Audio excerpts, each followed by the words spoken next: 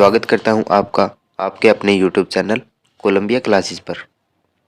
तो दोस्तों, जैसा कि हमने लास्ट क्लास में जाना था कि साइंस के कौन कौन से पार्ट होते हैं, आज उन्हीं पार्टों में से एक पार्ट है जो बायोलॉजी है, जिसके बारे में आज हम बेसिक से पढ़ेंगे और ऐसे ही हमारी क्लासें आगे तक स्टार्ट रहेंगी। तो दोस्तों, शुरुआत करते हैं बायोलॉजी का इंट्रोडक्शन। जो बायोलॉजी शब्द है, ये दो शब्दों से मिलकर बना है। एक हो गया बायोस। जो बायोस है, इसका मतलब है लिविंग ऑर्गेनिज्म, लिविंग ऑर्गेनिज्म सजीव। और दूसरा जो है लोगोस, लोगोस टू स्टडी अध्ययन। बायोस का मतलब है जिसे सजीव कहते हैं, और लोगोस का मतलब होता है टू स्टडी, किसी चीज के बारे में अध्ययन करना। तो सजीवों के अध्ययन को जीव विज्ञान कहते हैं, बायोलॉजी कहते हैं, बायोलॉजी कहते हैं। सबसे पहले बायोस के बारे में अरस्तु ने बताया। जो बायो शब्द है, सबसे पहले इसके बारे में किसने बताया था? अरस्तु ने। और अरिस्टोटल को बायोलॉजी का जनक कहा जाता है या फादर ऑफ बायोलॉजी कहा जाता है। कई बार एग्जाम में पूछ लिया जाता है कि बायोलॉजी का फादर या बायोलॉजी का जनक किसे कहा जाता है, तो ये अरिस्टोटल होगा, अरस्तु होगा। ठीक है। और जीव विज्ञान को पहले दो भागों में बांटा गया था। नंबर 1 हो गया जूलॉजी, जंतु विज्ञान कहते हैं, और नंबर 2 हो गया बोटनी, पादप कहते हैं।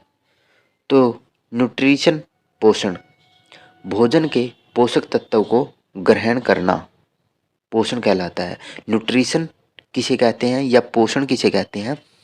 जो भोजन के पोषक तत्व को ग्रहण करना होता है, उसे पोषण कहते हैं, पोषण कहलाता है,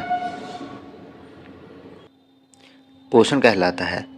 पोषक तत्व दो प्रकार के होते हैं। एक होता है मैक्रो, अभिभार जिसे कहते हैं, और दूसरा होता है माइक्रो, सूक्ष्माति जिसे कहते हैं। अभिभार की अधिक मात्रा की आवश्यकता होती है। जो शरीर में पाचन होता है, जिनका शरीर में पाचन होता है, उन्हें अभिभार कहते हैं। इसके लिए एग्जाम्पल है कार्बोहाइड्रेट्स, वसा और प्रोटीन।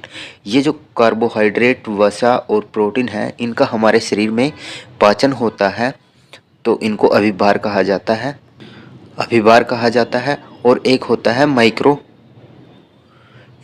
माइक्रो, सूक्ष्माति जिसे कहते हैं। इसकी हमारे शरीर को कम ज़रूरत होती है। क्यों? क्योंकि इसका शरीर में पाचन नहीं होता। अब जिस चीज़ का पाचन हमारे शरीर में होता ही नहीं, तो उसकी ज़रूरत क्यों होगी? इसीलिए जो माइक्रो सूक्ष्माति है, इसकी हमारे शरीर को ज़रूरत कम होती है, क्योंकि इसका पाचन हमारे शरीर में नहीं होता। इनमें से एग्जाम्पल है विटामिन, खनिज और पानी। अब पानी है, पानी आप कितना भी पी लो, वो आपके शरीर में कभी पचेगा नहीं। ठीक है। तो इसका ये जो जिसे बोलते हैं ना कि पानी ज़्यादा पीने से दिक्कत हो जाती है, वो इसीलिए होती है क्योंकि पानी है जो ये हमारे शरीर में हजम नहीं होता, पचता नहीं है। और आगे है पोषण। पोषण के भी दो प्रकार हैं, ऑटोट्रोफ हो गया स्वपोषी, और हेटेरोट्रोफ हो गया परपोषी। ऑटोट्रोफ खाना स्वयं बनाते हैं। ये जो ऑटोट्रोफ होते हैं, स्वपोषी होते हैं, ये अपना खाना स्वयं बनाते हैं, अपने आप बनाते हैं। एग्जाम्पल है इसके लिए प्लांट्स। जो प्लांट्स होते हैं, ये अपना खाना स्वयं बनाते हैं। फोटोसिंथेसिस, प्रकाश संश्लेषण के कारण जो क्रिया होती है, फोटोसिंथेसिस, प्रकाश संश्लेषण की अभिक्रिया, इसके माध्यम से पौधे अपना खाना स्वयं बनाते हैं। और पत्ती में क्लोरोप्लास्ट या क्लोरोफिल में तत्व मैग्नीशियम ग्रहण करते हैं। जो पत्ती होती है, क्लोरोफिल तत्व मैग्नीशियम ग्रहण करते हैं। पौधों को प्रकाश संश्लेषण करने के लिए रॉ मटेरियल CO2, H2O और सनलाइट। पौधों को प्रकाश संश्लेषण करने के लिए किसकी ज़रूरत होती है? CO2 की, H2O की और सनलाइट की। ठीक है दोस्तों, इनकी ज़रूरत होती है पौधों को खाना बनाने के लिए। और क्लोरोफिल पौधों के हरा रंग प्रदान करने में जिसका योगदान होता है उसे क्लोरोफिल कहते हैं।